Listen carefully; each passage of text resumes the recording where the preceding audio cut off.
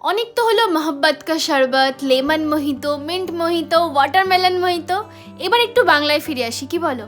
চলো আজ বানাই আম পোড়া। প্রথমেই আমটাকে পুড়িয়ে নিতে হবে উনুনে বা গ্যাস ওভেনে। আমি এখানে 4টে আম পুড়িয়েছি আর তার সাথে 4টে কাঁচা লঙ্কা, মানে পার আম একটা করে কাঁচা লঙ্কা। আমটা ভালো করে পুড়িয়ে নাও আর তারপরে খোসা ছাড়িয়ে আমের পাল্পটা বের করে নাও। আর সেই পাল্পের সাথেই মিক্সার গ্রাইন্ডারে দিয়ে দাও যে পুরানো কাঁচা লঙ্কাগুলো করেছিলাম, আর তার সাথে দিয়ে দাও বিট নুন, চিনি, আমি এখানে গুঁড়ো চিনি ইউজ করেছি, আর ভাজা জিরের গুঁড়ো, আর এই সব সমেত একটা মিহি পেস্ট তৈরি করে নাও। এবার গ্লাসে কিছু বরফের টুকরো দাও আর তার সাথে আমের পাল্প কিছুটা দাও পরিমাণ মতো, আর ঠান্ডা জলের সাথে সার্ভ করো আম পোড়ার শরবত। আর ওপরে একটু ভাজা জিরের গুঁড়ো ছড়িয়ে দিতে ভুলো না কিন্তু, বেশ ভালো লাগে খেতে। কি কেমন লাগছে বলো? আরে ভিডিওর কথা বলছি না, আমার ভিডিওটা দেখে বাড়িতে বানিয়ে খেয়ে কেমন লাগছে বলো, আমাকে কমেন্ট করে জানাও। এখনো যদি না বানিয়ে থাকো কি করছো, যাও তাড়াতাড়ি আম পোড়া শরবতটা বানিয়ে ফেলো আর আমাকে কমেন্ট করে জানাও এই ভিডিওটা কেমন লাগলো।